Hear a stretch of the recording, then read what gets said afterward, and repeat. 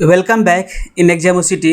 आज हम बात करेंगे भारतीय संविधान के ओरिजिनल कॉपी के बारे में, ओरिजिनल बुक्स के बारे में, जो कि बाबा साहब भीमराव अंबेडकर की अध्यक्षता में ये बुक्स सारी लिखी गई थी।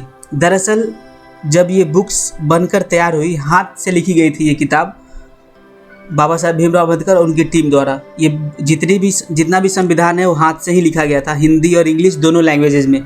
जब ये बुक्स लिखकर तैयार हो गई तो कहा गया कि ये बुक्स को अच्छे दिखने के लिए थोड़ा बहुत इसको सजावट करना ज़रूरी है। क्योंकि देखिए, आप इस पिक्चर में देख रहे होंगे, बीच में जितने भी वर्ड्स लिखे हुए हैं, लेकिन साइड में कुछ डिज़ाइन वगैरह बनाया गया। डिज़ाइन का मतलब भारत का जितना भी इतिहास है, महाभारत से लेके मोहनजोदाड़ो से लेके महाराणा प्रताप तक जितना भी इतिहास है उसको ही इसमें सिजोया गया है, पिरोया गया है। इसको बनाने के लिए बंगाल से एक कारीगर को बुलाया गया और उनको बोला गया कि इसमें आप अच्छे से डेकोरेशन कर दीजिए भारत के इतिहास को। तो उन्होंने सोने के पत्ती से इस भारत संविधान को जितनी किताब है इसको सजाया था उन्होंने। तो जब उनके द्वारा सजा दिया गया और ये बुक्स बनकर तैयार हो गया तो सवाल ये आया कि अब इसको कैसे हूबहू सुरक्षित रखा जाए ताकि इन फ्यूचर जैसा अभी है वैसा ही इन फ्यूचर भी रहे। तो इसको पार्लियामेंट के सेंट्रल लाइब्रेरी में रखा गया था। उसमें पार्लियामेंट की जो सेंट्रल लाइब्रेरी है उसमें जगह तो पता चल गया कि जगह इस पार्लियामेंट के सेंट्रल लाइब्रेरी में रखा जाएगा, लेकिन आपको पता है कि कोई भी सामान पुराना हो जाए वो हूबहू नहीं रहता है, वो ख़राब हो जाता है।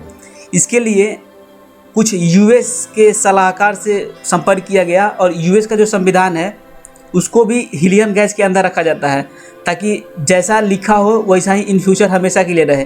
तो उनके सलाह पे भारत में भी इसको एक बॉक्स के चैम्बर में रखा गया और उसके अंदर हीलियम गैस डाला गया। हीलियम गैस के अंदर इस बुक्स को रखा गया क्योंकि ये तो हैंड रिटेन था। अगर हैंड रिटेन बुक्स का इंक खराब ना हो जाए और सोने के पत्ते से जो बना वो भी खराब ना हो जाए, हूबहू हमेशा के लिए वैसा ही के वैसा ही रहे, ज़िंदगी भर हमेशा के लिए, इसके लिए इसको हीलियम गैस के अंदर रखा गया। हर महीने 2 महीने पे इसको चेक किया जाता है और इसका गैस बदला जाता है और इसको चेक किया जाता है कि कहीं से कोई शब्द इधर से उधर नहीं हुआ हो। और जो इसको चेक करता है वो मामूली इंसान नहीं रहता, कोई भी इसको चेक नहीं कर सकता है, कोई भी संविधान की किताब को देख नहीं सकता है जा कर के।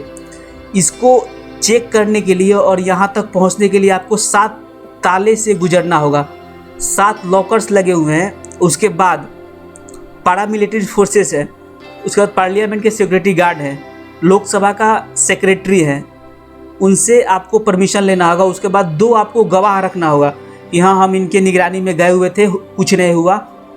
और उसके बाद से रजिस्टर मेंटेन करना पड़ता है आपको, रजिस्टर में और सीसीटीवी कैमरे के निगरानी में आपको जाना होता है सब कुछ करके, ताकि अगर वहाँ पे जो संविधान का ओरिजिनल बुक्स है उसमें कुछ छेड़छाड़ ना हो, जैसा है वैसा ही रहे। क्योंकि संविधान से देश चलता है, अगर इसमें थोड़ा भी इधर उधर हो गया तो ये सवाल पूरे देश के लिए आ सकता है। इसलिए इतनी इसके लिए सुरक्षा दी जाती है।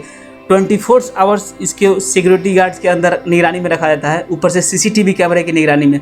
भारत का राष्ट्रपति भी अगर यहाँ जाना चाहे ना, उसको भी ये सारी प्रक्रिया से गुजरना पड़ेगा जो हमने आपको बताया था।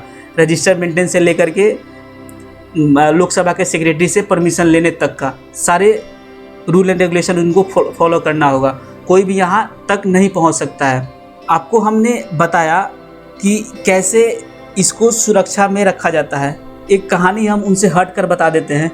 दरअसल ये बात जब संविधान बनकर तैयार हुआ तो सबकी सिग्नेचर जो उसमें कम्युनिटी मेंबर्स थे उनकी सिग्नेचर इनमें लगाना था, साइन करना था।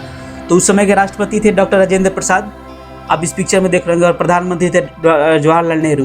तो जब सिग्नेचर का टाइम आया तो सबको बुलाया गया, तो राजेंद्र प्रसाद से पहले नेहरू जी पहुंच गए थे और नेहरू जी यहाँ सबसे पहले साइन कर दिए थे। आप इस पिक्चर में देख रहे होंगे जो नेहरू जी का सिग्नेचर है, लेकिन यहाँ सबसे पहले सिग्नेचर करना था राजेंद्र प्रसाद का, लेकिन ये यहाँ से करके चले गए। इसके बाद आए राजेंद्र प्रसाद, तो सबसे पहला सिग्नेचर राजेंद्र प्रसाद का होना चाहिए था क्योंकि राष्ट्रपति थे वो।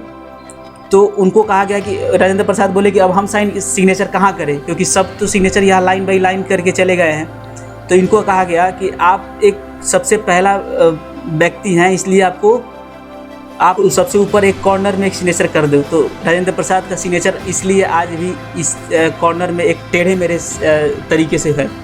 ये एक इतिहास ही बन गया था कि आज हम भी आपको बता रहे हैं और लोग भी इसको जानते हैं। आई होप आपको ये वीडियो समझ में आया होगा।